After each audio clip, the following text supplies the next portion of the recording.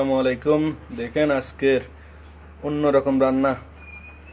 এটা আজকে অন্য মডেল, এরকম আমি কোনো সময় রান্না করি নাই, আজকে নতুন।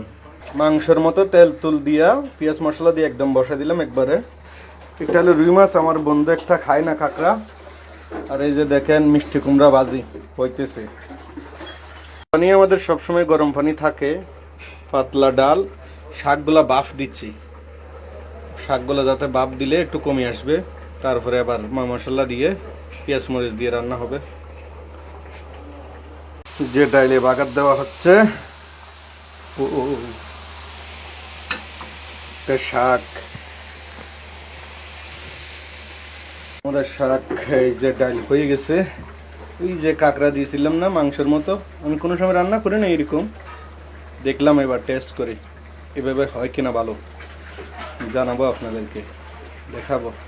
এখানে এই যে আমাদের কাঁকড়া হয়ে গেছে, মাশাআল্লাহ ভালো একটা ঘ্রাণ আসতেছে, খুশবু আসতেছে। দেখেন কমপ্লিট।